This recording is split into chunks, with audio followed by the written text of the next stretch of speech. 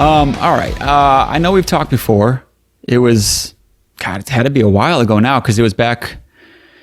You guys were touring at the time. We actually got to do it in person back when you were in Detroit. You remember that show? I do. Nails tour, or Nails tour. Yeah, that was quite a while ago. Yeah, I don't know what year, but it was right after the album came out. So whatever year that was. Yeah, 2019, I guess that would have been. Yeah, that sounds right. That sounds about right. Something like that. Yeah, a long time since then. Yeah, we've just been trucking along since then. We were going pretty heavy at that time, playing out and trying to do everything, and then COVID and all that kind of just put a plug in the whole situation. But when we always were trying, we didn't think we were going to find ourselves so soon in a situation where it was like, shit, well, we got to start thinking about another album already.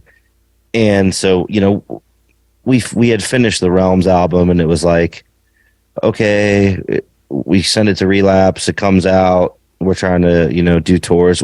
We all work, and now we have kids and wives and all these things, so we don't tour like full time or anything, but we try to we take the opportunities that are most self-fulfilling. That might not always be the biggest tour, but we get the opportunities for big tours, but it's going to require a lot of work for us to make it happen. So we take the tours where we really are friendly with the bands on the tour. We like the bands and stuff like that, but we do it when we can. But it's like, okay, shit, now we're not playing any shows. We're not doing anything. Let's try to write. And we had been writing a little bit, but I'd say around the time the COVID like really kicked into gear, we had like maybe like 3 or 4 songs done like for the new album. And it was like, well, what the fuck do we do now? Because there's no reason to put out an album right now. Some bands might disagree. A lot of bands at the time tried to rush and put out albums because they weren't doing anything else. Mm-hmm. And some bands really wanted to stick to their kind of 2 to 3 year album cycles and stuff like that. But, for us, because we don't tour and stuff, a lot of the satisfaction from doing all this work comes from playing shows and stuff like that. So if we put in all this effort to make an album and then we can't play a show or anything, and it kind of just gets lost, the album gets lost in the weeds because a year goes by and we don't get to play it or anything, it just didn't seem great to us. So we kind of just sat back for a little bit. My guys were writing, Zach and John were writing here and there, but eventually it got to the point where, okay, we have a whole album written. Things were kind of clearing up out in the world. It was just kind of on the cusp of all that. And it was like, all right, I hadn't written a thing for the album personally at that point.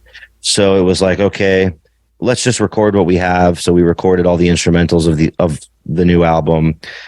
And when we had all that done, and that took months because we were only recording a day or 2 on the weekend, every other weekend or every 3 weekends because of people's work and stuff. So that took over a few months of time. We banged that out, but then we had a record that was basically finished with no vocals.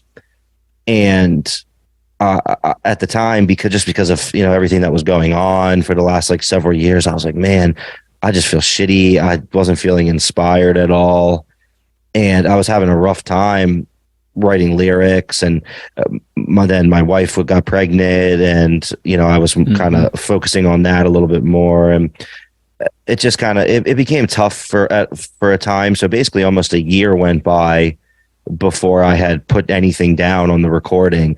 Which is people are like, oh man, it's been 5 years. It's been 5 years. Like, yeah, it could have been out like 3 years ago, but yeah, we just the feeling wasn't right. We had things going on, and eventually it got to the point where I asked my drummer Paul to help me out. So he was writing lyrics, and we were collaborating, and we managed to get it done. And we really wanted it to come out this year. And I was like, damn, all right, we really needed to come out in the year 2023 because we had all these other things planned. So, my goal was to finish recording all the vocals. I record all the vocals here, just in the other room here. And I was like, okay, I just want to get this done before the baby comes. So I finished the vocals up like right before the baby came. And then we just kind of shopped it around to see about mixing and stuff. And we had some people, we talked to like a bunch of different engineers about mixing it, and we're just going through the motions and all that normal crap. But yeah, we managed to get it done. And here we are now. 2 weeks away from it. Right. Yeah. That's got to feel good after all that time. I mean, it makes sense though, man. I mean, I've got a 4-year-old, so I mean, I get how things change a little bit after a kid's around. How old is yours? She's gonna be 9 months this week. Oh yeah. So it's busy as hell. And yeah. But that's the thing. It's just, she's been very good. The baby, she, not to get too deep into it, but she's been very good to us since she was born. She's been sleeping through the night basically for her entire existence. No, that's amazing. So it's good in the sense that it kind of gives us and myself a little bit of freedom to kind of get some of this stuff done, and she's not too rough on my wife when I have to go play a show or go to practice or something. So that's been nice. And obviously, just having her around is great, but it is definitely a change, in your whole situation. But it's been, I've really enjoyed it so far. Yeah. It's just, you got to learn to navigate things, with her included, or with the baby or the kid included and everything. And it's wild too, because it's like you get every year, it's like you have to learn how to do it a little differently as far as navigating the rest of life. Because it's like, I'm sure you already figured it out, but it's like that first year, whatever, they've got their certain naps, or there's certain times where you can do this or that, and then like next year that just changes, or they're sleeping at night and they're not. I mean, it's just like, now mine's doing like sports a little bit, so it's like there's another thing. And I only have one kid. I mean, I can't even imagine, if someone has like multiple kids. I mean, trying to get shit done, but yeah. So I mean, that's cool. And you made it happen. I was a little slightly older when I had her. My wife's a few years younger than me, but I was 30, when she was born. So yeah, my wife's on me again for another one. Yeah. So, we'll make it happen. I do enjoy having her, so I can imagine, 2 is obviously at work, but I have buddies, they have 2 kids, they make it happen. I'm not worried about it. I think it's worth it. I think so. She's so young still. She's only 9 months, so it's like I'm trying to enjoy this time with her now before I jump head first, into another one. But yeah, it's definitely an experience. And it's cool. It's cool because I already, like, with the new album, I was thinking of like ways I really wanted to like include her on the album somehow, or I always had this like fantasy where I could get her included in the album in some way. So, for example, like on the new record, on the very last track, From Nothingness to Eternity, the track kind of ends and fades out. It's kind of like a long fade out to the end. And it hits like 15, 20 seconds of silence. And then it starts to pick back up out of the silence, and it's kind of this like type of thing, and there's a heartbeat going behind it, and it's going that heartbeat sound is actually one that I recorded of her when my wife was still pregnant with her. I recorded it with this device right here in the house. That's rad. And I was able to put it on the album because there's a synchronicity, with Infinite Psychic Depths being the prequel in narrative to the Realms album. So the last track on Infinite Psychic Depths and the first track on Realms, have a kind of an overlap. So like the noise that you're hearing at the end of From Nothingness to Eternity is actually like the first 15 seconds of Vortex of Thought, the first song on Realms, playing in reverse. So it sounds kind of crazy.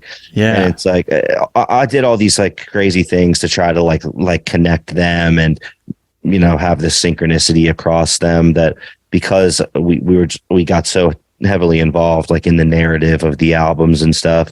And I really wanted these 2 albums to like have this like major crossover. I actually just got back yesterday from vacation, and as soon as I walked through the door, I had a bunch of boxes in the living room that were our personal copies of the new record. So just yesterday, I saw the records, with my own 2 eyes for the very first time, and they turned out pretty great. I have a couple on the 40th. So There she is, right Oh, there yeah. in the Oh, flesh. yeah. She turned out good. This is a tricolor merge. Yeah, this is like the one of the out of 100, one of the rarer colors, I guess. One of these. Yeah. Yeah. But there's a lot to it. It's just and like stuff like this, like this slab right here that the guy's holding. That's actually the small version of this. So this is like the close up, Yeah. version of what he's holding on the front. It all That's cool. connects and it all comes together and stuff like that. It's just It's deep. Yeah. yeah, there's a lot to it, and I hope that people will sit down with the sleeve and the lyrics and kind of listen through, and I hope that they can have an experience with it. That's what I like. Is there to any do. bands that you kind of like? I don't know. Now, I'm not saying like that you were going off of with that, but that you, as a listener, like appreciated their whole because you're doing the whole package, which I love that. The sound, it's all tying together with the story, and then the visuals, it's all kind of coming together. Any bands that you kind of appreciated that kind of did that well? Yeah, off the top of my head, there's just a couple things that I just in the moment that come to mind. One being the last Tomb Mold album, the Planetary Clairvoyance album. When we had played with Tomb Mold before at some festival in the Midwest, and we were friendly with them, but this was before we had ever approached Derek about playing with us or anything. And they had just put out Planetary Clairvoyance, and they had this little booklet that you could only get from them at the show, and they were putting it in the record sleeve, and it was like a little 12, maybe like a 10 by 10 booklet, and it had all these it had an illustration for each track on the record with lyrics and stuff, and it was just it elevated everything. You can listen to the songs, you can read the lyrics, but then just have this booklet and have more artistically to go along with the tracks and everything. I really liked that. I really love when bands do something to elevate what they do. Blood Incantation does that a lot too. They kind of have little pieces that go along with what they do artistically and stuff. It's the packaging is always great. I always tell people that I think the packaging and the artwork is just as important as the music itself, because it's just another level to what you're doing. If you just handed somebody, a 12-inch disc, with no sleeve and no art and no labels, and it was black vinyl, they're going to be like, okay, I have no idea what the hell's going on here. Yeah. And it's like, you can, nowadays this isn't necessarily the case, but I wish it was, which is that back in the day, you didn't have Spotify, you didn't have YouTube, you didn't have all this streaming shit, and you had to go to a record store, you had to flip through, stacks and stacks and stacks of CDs and cassettes and vinyl and whatever, and you saw something, you said, this looks cool, or I read this band's name and this band's, liner notes, etc. And it's like, okay, I need to take a risk on buying this. I don't know what it sounds like, but I'm going to take a shot at it. And the best way to capture people and sell yourself is they see it before they hear it most of the time, And I always thought that was really important. It's true, man. I told you I was talking to Chris from Autopsy, and we were talking about on the flip side of that, their album Shit Fun, which, you know what I mean? Like, you see that cover first, and so many people were like, just, forget that one. You know what I mean? Just because of the cover. Sure. You know what I mean? So that's it's a shock factor type of thing. But that comes with the territory, For sure. of the style of music. And that's the thing. A metal fan will see that and be like, yeah, this is cool. I got to get this, Yeah. That's what I would do. Yeah, I know. For sure. That's the thing. Sometimes, some people are purists about metal and they want to keep non-metal heads away from their stuff. Right. Not necessarily that that's what they were trying to do, but I'm sure it happens. Yeah, but it just shows the importance of it. I mean, because he was just saying a lot of people just kind of didn't even want to listen to it just because of that. You know what I mean? Sure. And I think it's true. Certain albums just have the cover, and it just makes maybe you wouldn't have checked it out if it wasn't for that. And I mean, obviously, it's all about the sound of it. But I was talking to somebody else about this one time too, and it's like certain covers. It's like as long as you see it first. When I'm listening to an album, it's kind of like it's in there then. and it almost like colors the music a little bit. Sure. Like even if you don't get to the lyrics, it still kind of colors it. And I can't think of a great example from maybe like something this year, but I don't know. I think it's important. If I was making one, I would be spending a lot of time on everything on that packaging, because I think it does impact the way you hear it, beyond maybe just like the selling factor or whatever else, You see a piece of artwork, or a piece of album art, and it evokes something in you that you tend to relate to the music, or you think, okay, you look at an album cover and you say, okay, I know what this band's going to sound like. That happens a lot, maybe in like black metal or like weird like folk metal stuff. A lot of the album art looks very similar and stuff. So it kind of almost is like a marker for like what you're going to listen to, but it's also like if you're listening to the music, the artist really wanted you to have a specific like piece of imagery in mind.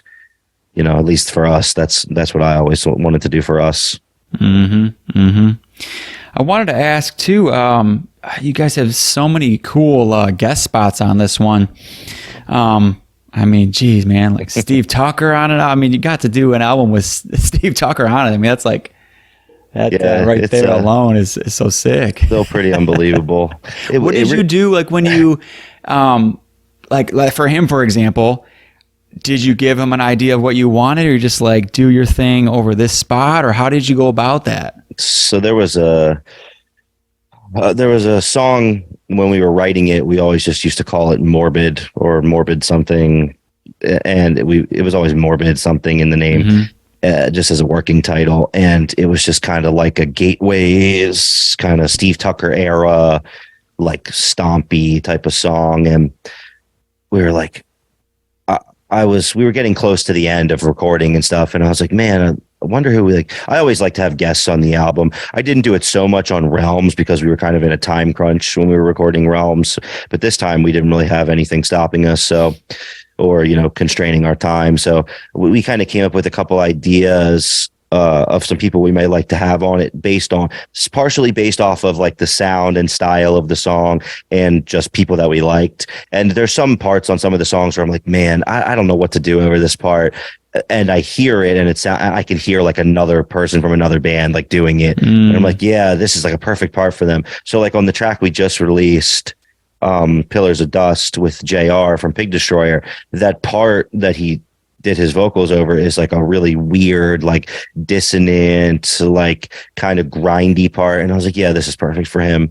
We had become friendly with those guys a lot over the last few years. We played this place called Adroit. It's like a brewery with their Day of Darkness festival. And JR was there and he bought shirts from us, and I'm just like, oh, he's buying shirts from us and he's watching us play. And, I was shooting the shit with them for a bit. And then we just became like really friendly with them over time. And then like we toured with like Adam Jarvis with Misery Index and stuff. So we kind of just, we crossed paths with them a lot over the years. And we played there like 2 nights in Baltimore at the Metro Gallery with them when they were doing like specific album shows. But so yeah, that one I just texted him. I said, hey, JR, like, would you want to do this? And so he went in with Scott Hall, I guess, to his studio. Oh, okay. Recorded it. That was easy. Boom. Did you tell him what you wanted, though, or like lyrics or whatever? We gave him the lyrics. I always ask them, do you want to write the lyrics or do you want me to give them to you? Because some people don't necessarily, some people, this isn't very often, but it does happen where you give them lyrics and it's just like not working for their style. It's sometimes they feel better and they can write to really showcase the best parts of what they do, when you let them write it. So I would just give them all the rest of the lyrics and say, fill in the gap here. But he took the lyrics from us and he did a great job with that. And then we had Steve Tucker. So Steve Tucker was like, we always are just like such big fans of Morbid that it was always like, okay, we were like, let's get a Trey solo on the album. Like, let's get a Steve Tucker vocal on the album. Yeah.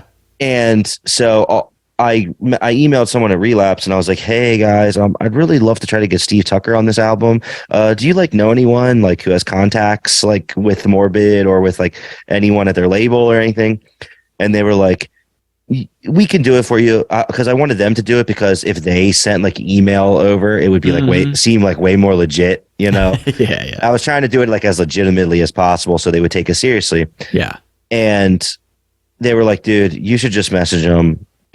He'll appreciate it that it's coming Oh, from you directly. So yeah. I went on to Steve Tucker's Instagram and I messaged him, and like 3 or 4 days later, he messaged me back and was like, yeah, dude, I'd love to.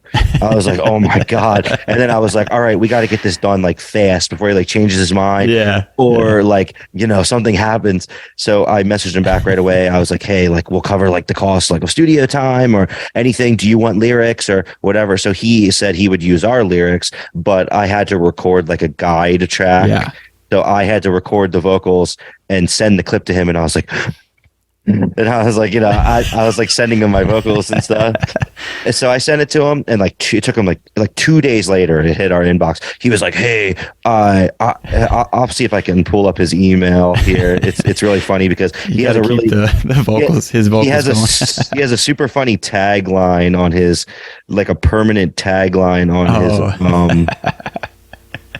where the hell is it? He's so cool, man. I just saw them live this year, and just man, that dude he just puts out such good vibes. When you see him live, I love that guy. But he was just like, he does it. I mean, yeah, I mean, he's incredible, but it's like he's so like in like messages on Instagram and stuff. He's so like, it's like really intimidating almost. I'm trying Like to see. straight, just like Yeah, he's just like straightforward, yeah, like yeah, no yeah. bullshit. Okay, here it is. I found his email. I'm not going to read what his email is on here, Yeah. but his email is really funny.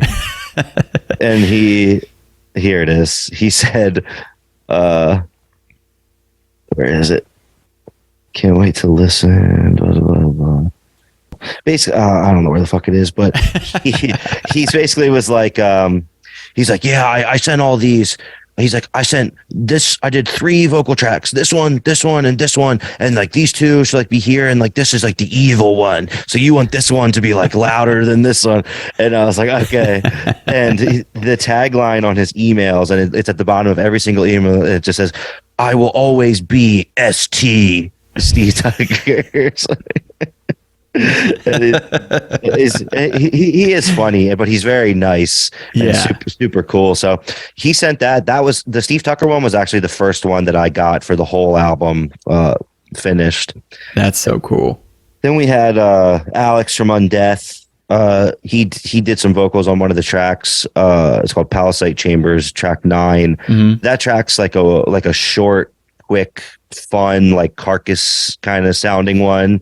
Real groovy kind of thing. Yeah.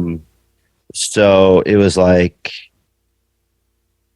Undeath has that vibe like across a lot of their stuff, and I had been getting friendly with those guys at the time. They kept coming and playing the venue. They were doing these tour packages that kept coming and playing the venue here near us in Reading, PA, where like we don't get a lot of like big tour packages there, or like metal tour packages, and they played there twice in like a short span. And their newer bass player Tommy, I had been friends with him and some of his other bands, and so he was hitting me up for looking for a place to stay and stuff. So I had them crashed here in my house, and I was just I was like, hey, would you want to do this, and he's like, yeah. So he did that for me, and then kind of a lesser known one on there. This is kind of the last vocal contribution that we got, was from this girl. Her name is Tabby, and I was wondering about that one. Yeah, that's the one that I think is going to throw people for a loop on here. Yeah. It's definitely the weirdest thing on there.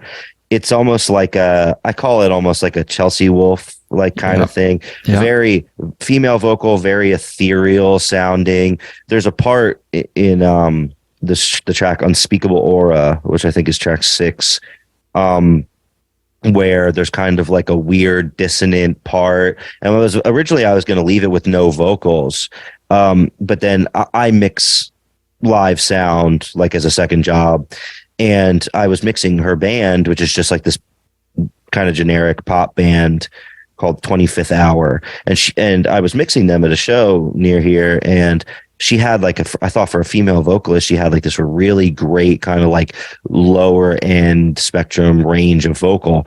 And I was like, man, this is like really, it sounds like really folky almost. and but she could go all over the place, up here, down here.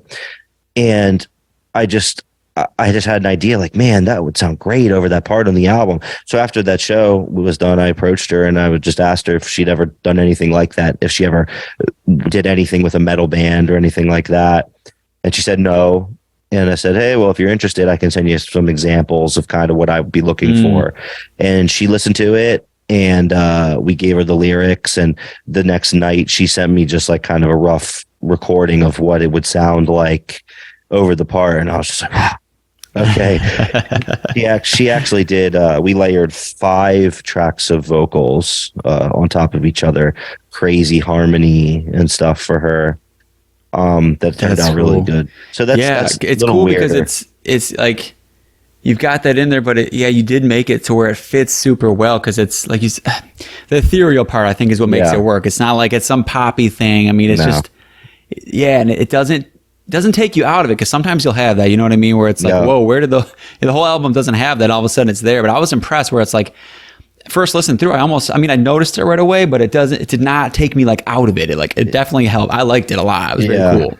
And that's why I think that if you approach that kind of stuff correctly, it's not far off from what we do. You know what I mean? Yeah. And that's why I thought that as long as we do it the right way, people will appreciate what it is that we're trying to do at that part. And it's like the only part like that on the album where we really stretch out to something like unusual for us. Yeah.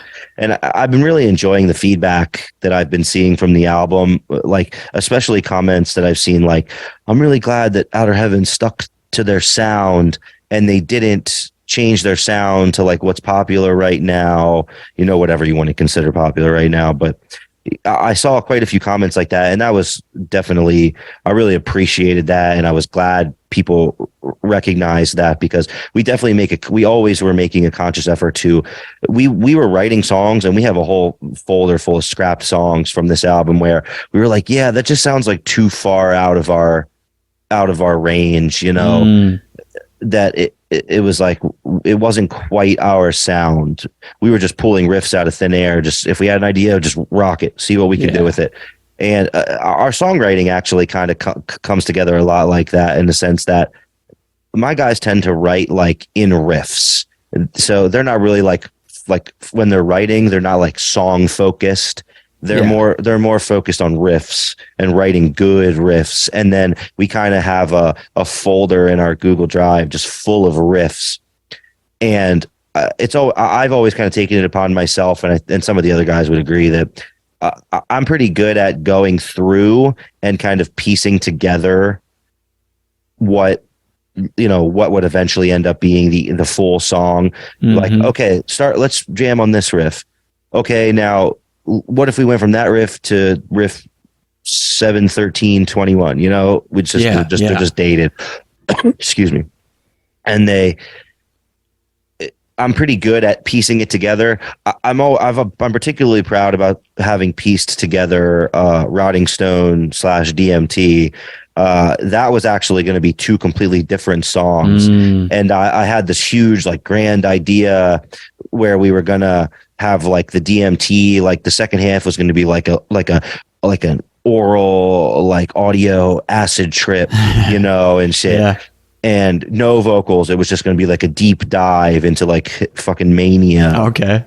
And that's why it has like that break with all like the crazy sound effects and stuff. And we made all those with a keyboard. And it was like, but like we recorded those, like the tracks for that break in the Rotting Stone DMT like 3 years ago. And I sat on them like all this time. I just knew I wanted to have it and we were going to do something with it. So I just sat on it. But we pieced that one together well. And that one ended up being like really, the structure was like so perfect. That's why we like put all the effort into it. And it was the first single and everything. But we do a lot of that kind of stuff. I think I'd call our style a little less conventional, than maybe what I see. That's a good example of it too in that song, because you can I know what you're saying, like, now that you say that, because it does have, it's like those different vibes that, but it makes it more interesting. Like, I'm glad it's one song, just because it does throw you a little bit. I mean, that is a cool Outer Heaven quality, is that there is always a little bit more of that weirdness factor going on, in the background. And that's what I mean too. It's like we wanted to keep that element of our music present, and I thought, okay, that's why on every song we tried to do like something weird or something different, whether it's just like dissonance or leads, or because the lead, like we have a lot of leads on this record, a lot of solos and stuff, like and that's another thing too that's probably worth mentioning, is like we have a lot of people playing on the album. So like Zach does like a majority of the solos on there. John has some kind of weird, like lava, like Trey weirdness in some of the songs. And then we have Derek. He did the solo on Liquefied Mind, the second single. And then we had Dave Suzuki doing in the Rotting Stone DMT, the kind of back and forth solo. That's why the dueling solo part sounds like two different guitars going back and forth. Zach recorded his parts and left blank spaces like cool. Every other, like bar. And Dave Suzuki recorded it up like in Rhode Island or wherever they're from. That's so rad. And he just did it all off the dome like that. And then like on the very last track, we have a solo from Brody from Rivers of Nile. He's on there as well. We've always kind of floated him around with those guys, but yeah. There's a lot of, we love the collaborative stuff, we love to have people be a part of what we're doing, and especially when they're friends, so that's always been cool for us. But yeah, we try to be weird as possible. Yeah. I appreciate that. That's cool. And that's cool too. Having, like you said, like being the guy that's pretty good at, like putting the puzzle pieces together, because I feel like that's such a hang up, like anything I've ever done band wise. It's like you get the riffs and then it's like, how do you make it work? Where do you make it fit? I mean, that's like such an important part to have, whether it's the whole band figuring it out or you have one guy that's good, and I feel like someone else, just from hearing stories and things like that, like Trevor from the Black Dahlia Murder, like I feel like that was a big role for him as like band leader, and like really figuring out where things go, what you should do sound wise and the sound of the band, and just having someone that can really do that. It's like such an important part to me, of the band. Sure. Well, song structure, is about as important as it can get. And if you have a good ear for that stuff, it definitely is helpful. And obviously, I don't write the music, so I'm not going to take credit for writing the music or anything, but I just have a sense for putting the puzzle pieces together, which has always been helpful. I think when my guys are feeling stuck, maybe in a particular song, and there's plenty of times obviously where you go, put this here and it does not work, but you try it because you think you have something in your head and you think it's going to work and it doesn't work, and you go, okay, throw it to the side. And it's just, it's just, you go through the motions. There's just so much to it that I think people that don't realize that some people might not appreciate like how difficult it really is to be writing this kind of music, because there's just so much to it, even when it comes to the vocals. On any Outer Heaven song that you've ever listened to, there's at least 2 vocal tracks going at any one time, if not 3, if not 4. Yeah, I feel like I was noticing that more, like on this one, just like the layers of it. And that's another one of those things that kind of adds to that, like that weird kind of factor, that kind of just helps it out a little bit more. That comes from my lifelong love of Deicide. Oh, yeah. It always do that.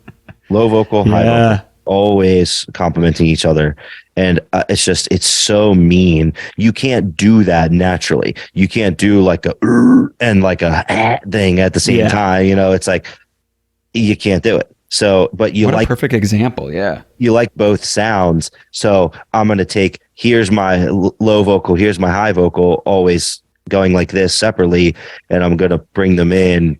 And it goes like that, and it's a huge vocal sound every time. That was always something that I just stole that from Deicide. Yeah. Pissgrave did the same thing. They do that live though too, which is awesome. And the singer plays with 2 microphones, one that's pitch shifted down, and then one that's like the high one. Okay, that's kind of cool. So that's cool. I would love to do that, but you have to stand like at the mic stand, like in one place, You're not doing and like that, if I'm like walking around with the mic, I can't have like 2 microphones in this hand, like that. But maybe one day for like a whatever, I'll try it out. But I always thought it was a great sound. Yeah, no, that is cool. And that's a great example. I remember the first time hearing Deicide. I think it was like the first album too, man. Just hearing those vocals, like you said, the effect of both at the same time, it was just so badass. Because I don't know of that era, I can't think of a bunch of other examples from the early shit that did that, to that effect. It was pretty. It was pretty. I don't know if you want to call it revolutionary at the time, but it was something. It was something that elevated the sound, which I've always been a huge that's like my number one influence on vocals is like DSI, Glenn Benton. It's just they're so angry, so nasty. Yeah. My only regret is that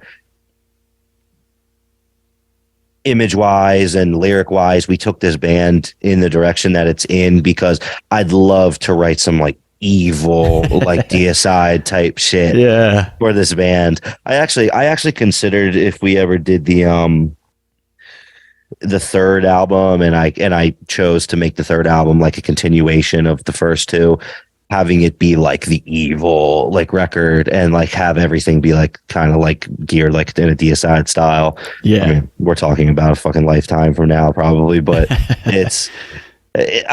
I'm already thinking about that kind of stuff. Yeah, just something that'll differentiate it from the last two. We can kind of do some different sounds and stuff. Don't hold me to it, but it's whatever. My guys have to do the cross tattoo and everything if you go down that road, man. Yeah, maybe one day. No, but that's funny because they were touring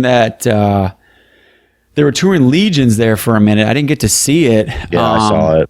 Did you? Yeah. That just made I was listening to it a bunch because I thought I was going to be able to make it to the show, and just appreciating his vocals and some of the rapid fire shit he does. Mm-hmm.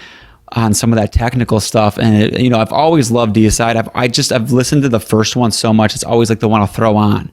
But then listening to Legion so much, I was like, oh, this is so fucking good, and I really got obsessed with it for last year. So I think that when I saw them on the tour where they were playing Legion in full, it was it happened right around the corner here at that club I was mentioning where Undeath was playing all the time, and they managed to get that tour here. And I was like, oh, all right. It's so close to my house. I was like, this is awesome. It's because if it's on a weeknight, it's not a big deal to go over there. I work and have a kid. It's hard to go out on a weeknight, but it's man, they were just killing. The one thing I hate, I won't say hate, but they have the worst merch ever. They for all the times I've played with them and seen them, their merch is so bad. They need to stop.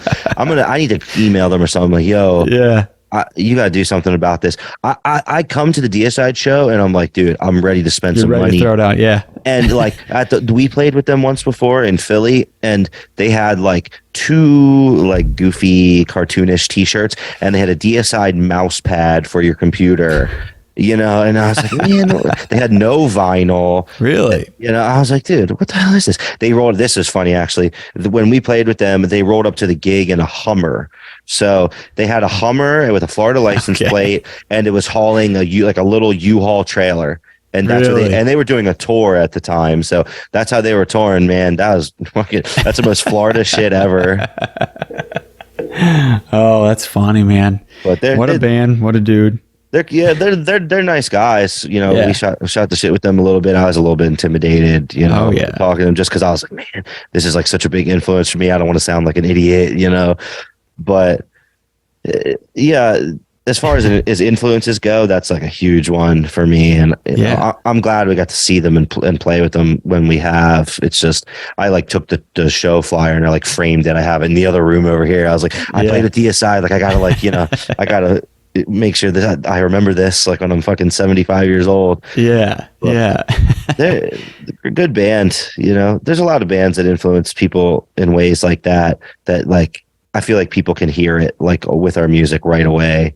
You hear the Morbid in us, you hear the DSI in us, you hear the Cannibal in us, but it's not a clone of that stuff, Yeah, you melt it all together, put your own little thing on it. Yeah, that's what you want. Sure, and that's why I always thought was one of our strengths was that we were able to kind of be a perfect melting pot of our influences, but still kind of have our own sound, as much as we can. Yeah, man. I've had this conversation with my buddies a lot, comparing newer death metal now that's still in the older school style compared to the classics.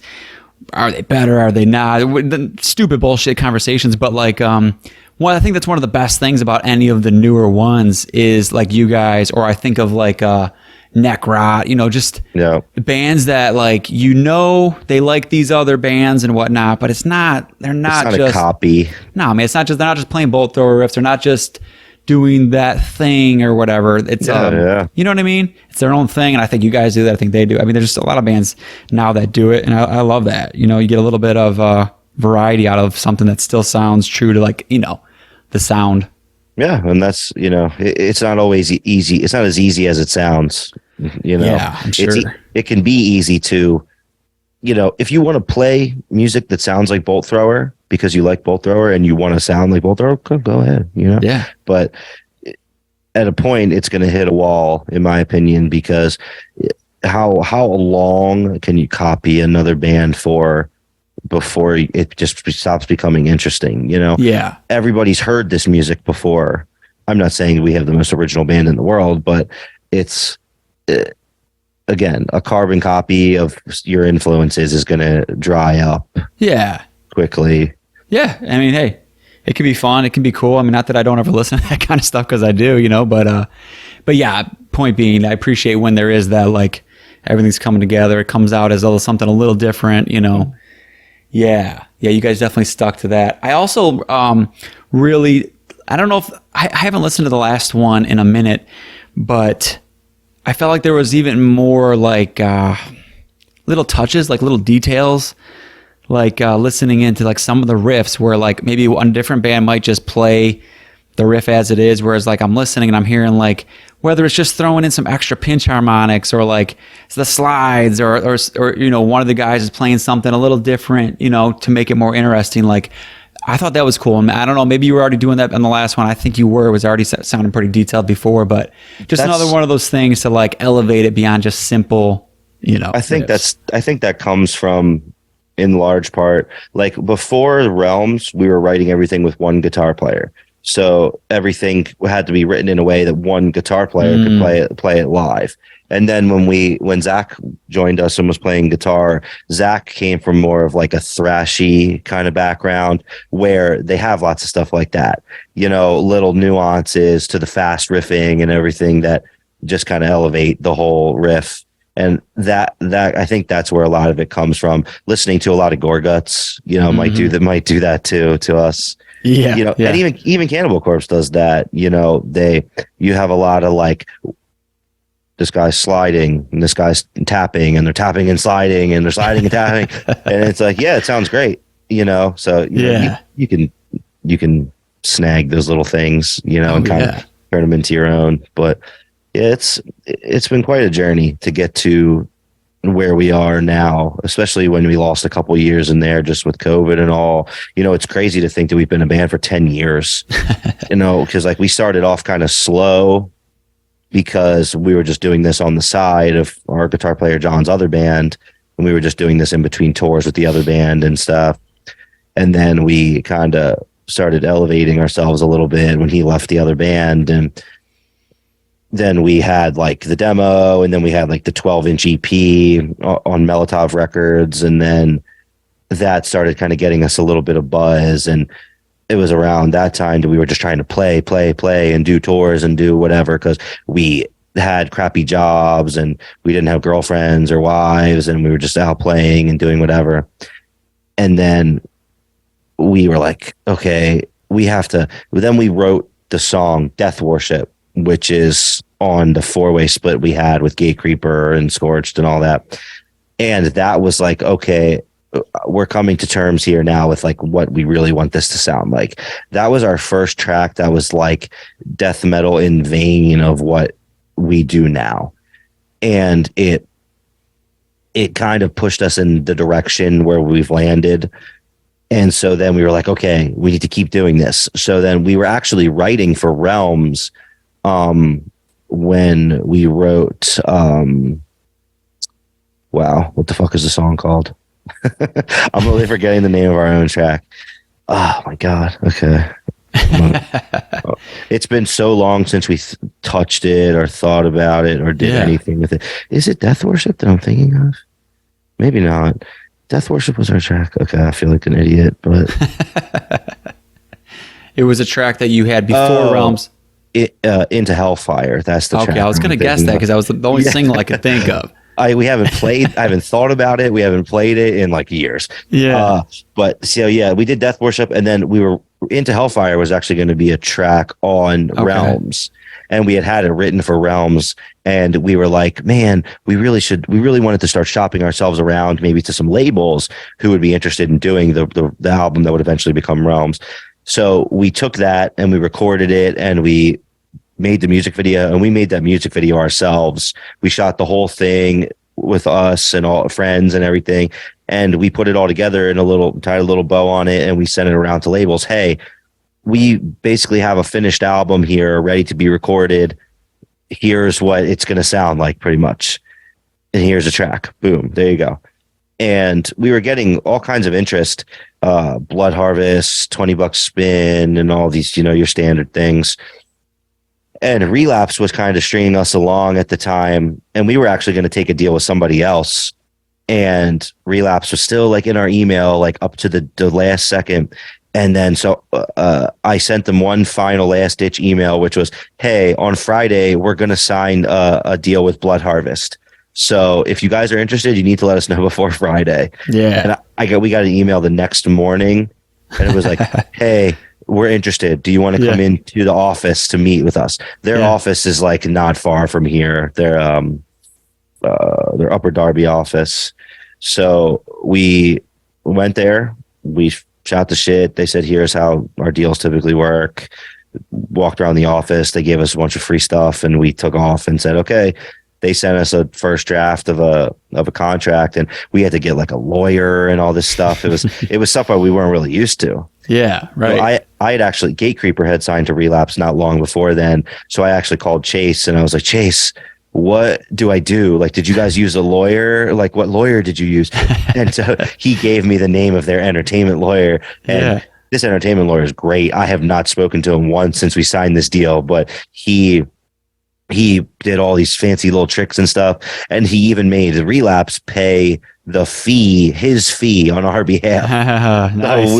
So we didn't have to pay him or anything. I was like, it was like so much business, that we had never done. Any vinyls and stuff we did before was just like a handshake deal, and it was nothing crazy, but it's Relapse has been huge for us, and they support us a lot, and they put a lot into this band. So I feel like you always hear that about them. Like there's certain labels you'll hear the bullshit about. I mean, I've never heard anything bad from Relapse. Yeah. I mean, there's people who, everybody complains about something, but it's like our time with them has been great, and we don't tour full time or anything, and they don't pressure us. They know what our limitations are, and we told them that from the very first meeting that we had with them. And it was just, it's been a great relationship with them, and we have a 3 album deal with them. So, we still got one in the chamber to do with them.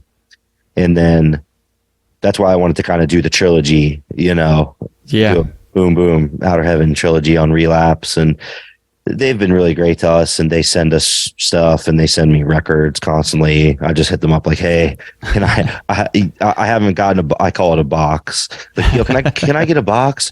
And that means, hey, can I get all the new stuff since my last box, which is, they know when my last box was, but I just got one from them, but they're really so super nice about it. And they always hook us up. And if we need anything, they got it handled. Yeah. So it's a good relationship with them, and I'm glad that they're a diverse label, because I feel like we fit well on a more diverse label that more so than like a Maggot Stomp or a $20 spin or and stuff like that. Not that there's anything wrong with those labels at all. It's just that they have their focus, for their type of music. Relapse is like all over the board with it's like boom here, and it's nice because it draws in maybe different types of people to the label, maybe different types of people to your music, just by having such a diverse catalog. Oh yeah, no, I love that. But it's it's diverse, but it's generally you get a lot of quality. It's a pretty good quality control. So when you're checking something on them, even if it's not your thing, it's not usually going to be bad, you know? Yeah, you can tell that it's like good for what it is, you know. Yeah. Even if you're not like a huge fan of it. Like there's some things that they do that I'm like, yeah, I get what this is, you know, and I can tell that it's good. Is it my favorite thing in the world? No. I mean, Yeah, for sure. That's not really a disparaging comment or anything. It's just, you know, it's not everything's for everyone, but I love that they do it. I like the fact that they are willing to do that and work, you know, across a lot of different genres. So speaking of just like music in general, when I talked to Zach, he had said you were the dude in the band that like was always checking out the new stuff. If I remember correctly, as much as I can. Yeah. So what kind of stuff recently, or just kind of from the year, whatever, is there anything that's been like exciting you this year at all, or recently stuff? I've actually been doing this thing. I always listen to new metal. I listen to a lot of country, believe it or not. Nice. And that's just like a thing from growing up around it. I just did a whole thing. I don't know if it'll be up before this or after, but with Nate from Spirit Adrift. Yeah. And we just did pretty much 90% of it was we just talked country, outlaw stuff, old stuff, the classics. He's definitely a country lifer. Yeah. And that's why I love him. Fun. He's a cool dude. I've actually been doing this thing recently and I do this periodically. I did something similar to this once where I found this book at the thrift store, and it was a 100 albums you have to listen to before you die book. Yeah. And okay. I was like, okay, I'm going to go through this book and I'm going to listen to every single album out of this book in full, even if I've already heard it. Yeah. And that's cool. I listened to the entire book in order from 100 down to 1. There's some crazy shit in there, you know, that I don't know how it made it onto the top 100 of all time, but you know, I listen to it anyway. I really enjoy finding new music of any genre. Yeah. That I haven't, even if it doesn't have to be new. It just, you know, I've been doing this thing where, like, I'm sure you've seen those those videos on YouTube, the What's in My Bag videos from Amoeba. Yeah. So I started with the most recent video, and I just do this while I'm at work. I sit at my desk, I pull up a video, and I've been doing this in order. I'm still doing it. I've been doing it in order. Start with the most recent video, and I've just been working my way backwards. I open the video, I hit the info thing to drop it down, and they have the whole list right there of everything they talk about in the video. And I just obviously I've heard some of the albums before, but if it's an album I never heard, I flip it over to Spotify, I put it in, and I listen to it. And I've been making this playlist on my phone of like the best ones. So I have cool. I have it pulled up right here. So like there's a lot of stuff that I like, either just kind of I knew the band, but I didn't listen to it, or I hadn't listened to it in a long time. So like as I'm scrolling through here, like something called Bronco Mataja. Never heard of such a thing? Mm-mm. And so like I'm listening to this, and you're like, okay, Bronco Mataja, if I'm saying that right. Yeah. You're like, what is this? You know? Yeah. But you see the album cover is super cool. And so, you know, if it's something that I really like, I'll try to hit it on Wikipedia or something to figure out about it. So there's like Bronco Mataja, born 1923, died in the year 2000. Was born in the small coastal town of Bakar, now known as Croatia. And then he moved to Yugoslavia.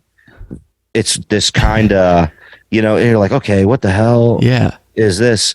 And it's kind of like, it's like a folk country, acoustic guitar and vocal. And it's like there's a bunch of tracks on the album. It's probably got like 20 tracks, and they're all in another language. And he sings in whatever that language would be. I'm not worldly enough to know what it is. Yeah. But I was like, damn, this is awesome. You know, I love telling people about this stuff because it's like, okay, maybe somebody will go listen to this. This has been sitting in the depths of Spotify, you know? Yeah. So then like, I was watching that show, The Bear, on Hulu, and I watch everything with subtitles. So every time a song comes on, the song title comes up, or the gotcha. And this album by The Replacements came up.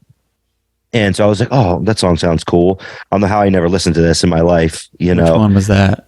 It's called Pleasure to Meet Me Oh yeah, by The yeah, yeah, yeah. Replacements. I'm Yeah. sure that's probably like the most popular album by them. I never listened to it, you know? Oh wow. It just Yeah. slid under, or maybe I heard the songs, I didn't know who it was, but stuff like that. And I find it in weird places. I got this thing called it's a collaborative album between Swami John Reese and The Blind Shake. And Okay. it's called Modern Surf Classics. And it's like all music that like sounds like it's from like a surf compilation, like in a movie. Yeah. It's like down stuff like that. Dude, I love this shit.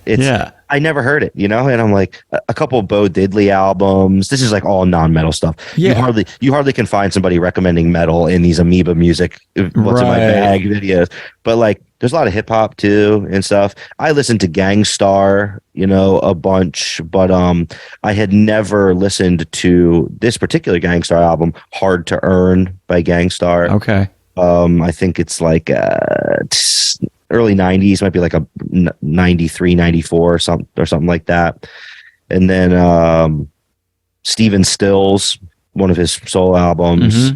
This one's called Never heard of that. Manassas by Steven Stills. Cool looking album. Super cool Mahavishnu Orchestra collaboration with John McLaughlin. Kind of cool cover. I was like, yeah, this is cool. I'm really just scrolling up through my list here, but it's a pretty deep list that I had put together.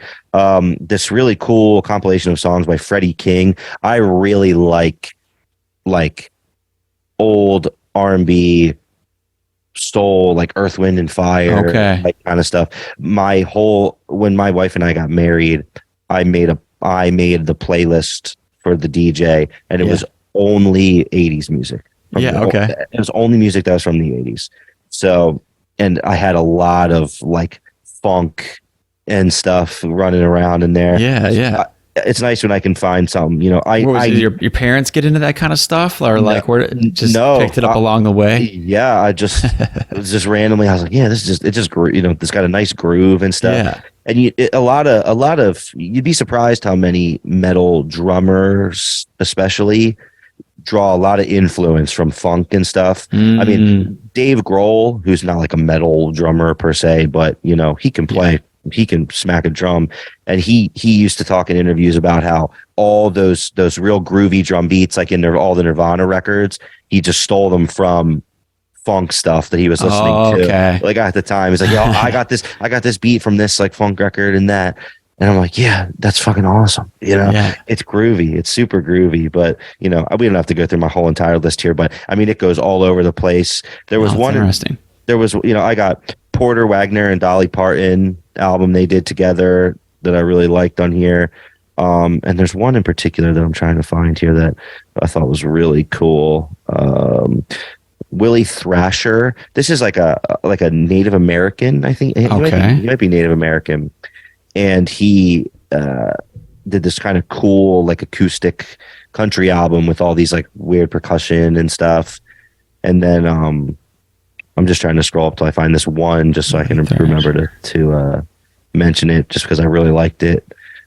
Well, yeah, King Crimson. Everybody knows King Crimson, but this King Crimson album in particular, I hadn't listened to a lot. Which one was it? So Red. Okay. Yeah, and I hadn't listened to that one a lot, but it just kind of. I've only ever dabbled in them, just to check it out and like, oh, this is cool, but never spent a ton of time on it. Yeah, and it's like the one album that I was looking for, which is right here, which is it's by George Duke. Okay. It's called. Where the hell did you go? I feel like an idiot. I'm just scrolling on my phone. But this one's worth checking out. So okay. It's called I'll look it up. Dream On by George Duke. It's like POV of the Earth from the moon, and there's like a guitar on the cover. Okay. It's pretty Dream cool. On. By George Duke. Oh, he's got a lot of shit here. Yeah, I'm sure he's got a pretty decent discography. Yeah. And that's the thing. You find one album by him, and then you can kind of float backwards through the discography if you like that album. Yeah, doesn't always work, but my over my vacation that I was just on, I was with my in-laws, and they look more country and stuff. So in the car and stuff, I was playing more of the country stuff, and I was playing Dude and Juanita from Sturgill Simpson. I love that, man. Yeah, dude. That's a good one. Sturgill Simpson's one that really hits me in the gut with some of his stuff. His discography is like so nuts. It's like here and here, yeah, and here and here, and everything he does is unbelievable. And he kind of went back to like his bluegrass thing. One of my biggest moments in my life that I could not have been more pissed off than this moment was when he put out the Rock album. Yeah, and he was touring on that album, and he was basically just playing that whole album. He was playing it with the full band, with the keyboard player and all these guys. And we had tickets to see him, and me and my buddy bought floor, basically standing room for Sturgill on that tour.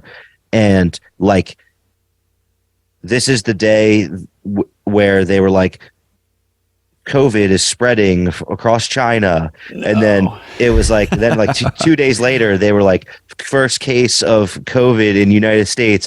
And then this is the day where they were like, we're shutting everything down. And this right here is the day that I was going to see Sturgill, like on Friday.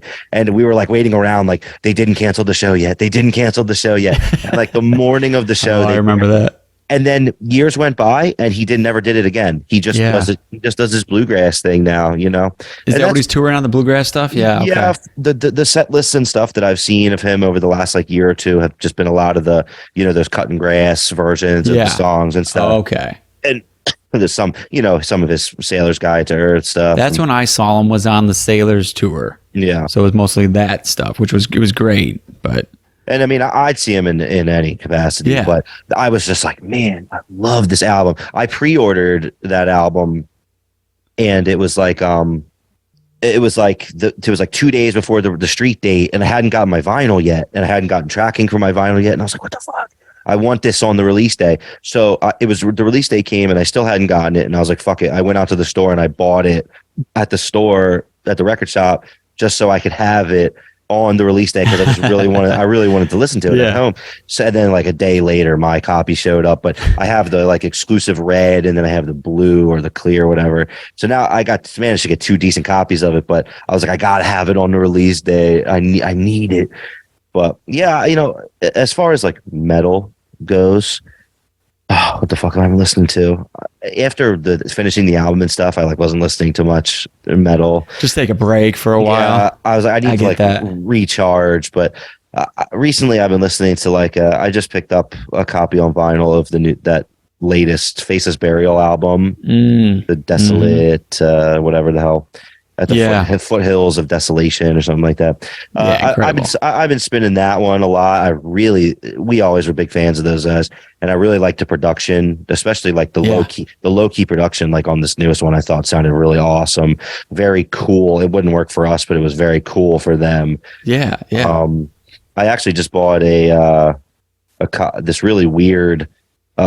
It's like they call it a little pizza box, and it's this exclusive like UK release of the last Necrod album.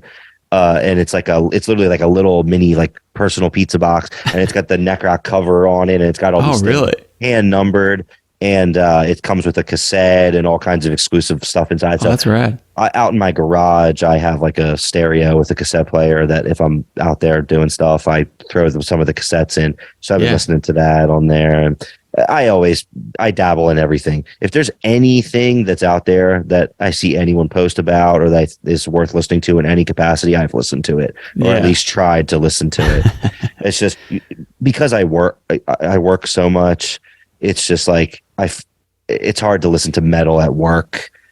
It can be distracting, or if I'm playing music like out loud at my desk, I try to play something that's like, you're not going to make people pissed off all day. Right. That's why I float around some of the other stuff. But, obviously I listen to metal. It's just, on a day-to-day basis, it's easier to listen to some other things. But I was listening to a lot. I got a bunch of cool copies on clear of like the entire Dying Fetus discography from the Relapse guys. Oh, and cool. So I was recently listening to a bunch of basically the entire Dying Fetus discography down here in my basement, and then they started they announced a new album today. Yeah, yeah. And I was like, oh yeah, that's cool. I was channeling some energies. But they, yeah, that's basically, kind of the gist of what I listen to on a semi-regular basis. Just, I always try to find new stuff. I'm always looking for like a way to, like when the end of the year comes around and they start doing like best albums of the year. It's and the best time. I can ignore the metal ones. I've listened to everything on the metal ones. Yeah. I go to like the Rolling Stone and I do the same. and the whatever, and I'm like, okay, let's find all the stuff that kind of slipped under my radar this year. And so I consider myself to be pretty well versed in mainstream music just as well as metal or anything else, just because I enjoy music because it's music. Yeah, man. I'm the same way. I feel that 100%. Metal. Only elitist or anything. Yeah. I pay so much attention throughout the year to the metal releases. I have so many more like sources for all the metal stuff. So it's always getting filtered to me. So I don't miss as much of that, but I do miss a lot more of the other stuff. So I'm the same way. As soon as those lists start coming out, that's when I really try to catch up on anything that I missed from the year. That wasn't metal, That's why it's nice being like a big vinyl collector, because that's like a good opportunity to grab a bunch of different kind of stuff, and own a lot of different copies, because vinyl has like such a big resurgence that it's like you can buy hip hop, metal, hardcore, and punk and stuff. We're playing with that band Cruelty coming up, and I picked up one of their records recently. I guess their most Untopia, I think it's called. That new one. Yeah, that was cool. I listened to them a bit before we were playing the show with them, but I was like, all right, I'm going to dig into this a little bit more. And I liked it. I thought it was definitely cool, kind of a heavy, slammy, hardcore kind of thing. And then we got our record release show coming up that I booked. I hate booking shows, but the only shows I ever book are for this band. So it's like, I got a pretty eclectic lineup. One thing I always try to do whenever I personally book a show is I try to get some younger bands, at least one younger band, because everyone in a band was that younger band at one point and begged to be on a cool show, and we were there, and I remember the feeling. So I always try to put at least one newer, younger band on, and I try to make it a variety. So like for our record release show, I thought I did a pretty decent job of that. I have Stabbed. They're on Maggot Stomp. We're friends with those guys from their other bands. And we've like their drummer like just roadied for us on a couple tours and stuff. And then I have Hoth, who are like from New Jersey, not far from us. And, they're more of like a techie kind of death metal band. Yeah. So already you've got us, which is kind of like an in-between. Stabbed, which is like more of like a brutal, like heavy metal band. Hoth, more of just like a straight up techie metal band. And then you've got, then I got two younger bands with some younger kids. First band's called Hematoid. If you never listened to them, they have like a 3-song demo out. They're from Philly. Just young dudes playing some really sick, like grimy, like old death metal, and they're very cool stuff. Okay, I'm gonna check that out. Yeah, Hematoid from Philly, 3-song demo, I think was what they have right now. Newer, obviously. And then I decided to mix it up with a hardcore band, and this band called Damage Control. Okay. And they play kind of that kind of what's popular right now, like slam, like what they call like hardcore and slam, like mixed together almost, Yeah. Kind of like a Tsunami and stuff like that. So, they're heavy, but they're not quite a metal band. And, so we've got like a grimy old school death metal band, like kind of heavy hardcore band, a techie metal band, a heavy kind of Maggot Stomp style death metal band, and then us, Yeah, that's cool. That's good variety. And we got a bunch of like unannounced festivals and stuff that we're doing this year and next year already. This happens every time we put out an album. All of a sudden, the emails and all the things start coming. So we got tons of stuff unannounced right now. We probably got like 10 things unannounced. Okay, that's cool. Festivals and stuff. We're going to be in Texas, Minneapolis. We might even go to Mexico. Wow. And then we're going to be in Montreal and Toronto in September. we're playing Two Mold is playing some shows, and we're going to play with Two Mold and Undeath in Toronto, and then with Two Mold again in Montreal the next day. That's a cool show, man. I'm thinking, I don't know if is it sold out yet? I was thinking about making the trek up there for that one. Is it far for you? Dude, I don't know, because we were just up there in Toronto. That was like 4 hours. I don't know. I haven't even looked to see where Montreal is, but that's not too bad. Yeah, I mean, if you can manage your way out, I don't know many people there, so I'm sure if it's sold out, I can help you out. I appreciate that, man. Yeah, I'm thinking hard. That's just a sick lineup. Yeah, it's going to be cool, and there's some other things around it that are coming too. That will make it even cooler when they come. So yeah, we can't say too much about it, but right. Yeah. Keep your eyes and ears peeled, because it'll give you an excuse to go. That's for sure. Right. Yeah. Oh, that's cool, man. Cool. Lots of things going on. Yeah. Finally, right? Yeah. We took a little downtime to write, laid low off shows and stuff. And now trying to come back with a bang. Yeah. As much as we can. You said 2 weeks, right? 2 weeks till it comes out? Yeah, so the 21st of July, which should 11th be today, yeah. 10 more days. Yeah, that's awesome, man. Well, like I said, I mean, I've only been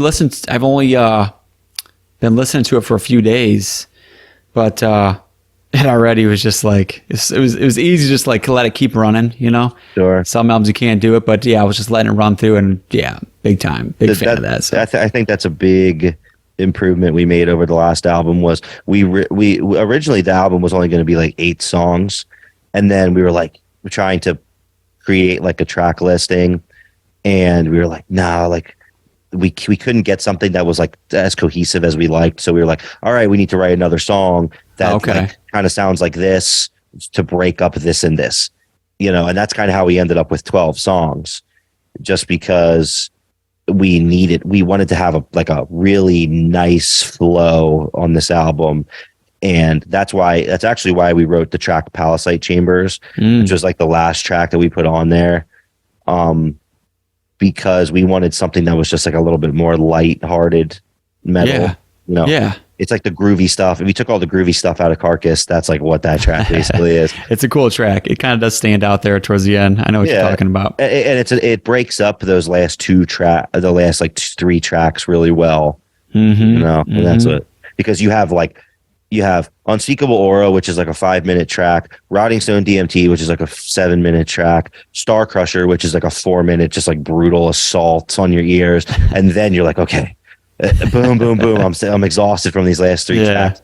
All right, let's hit the little like 2.5-minute jammer right there, a little lighter. Then we're gonna go back into like the heavy shit for like the last 2 songs. Yeah. It works so well. It's all about the flow and stuff. But yeah, I think I like to think we did a pretty decent job at it.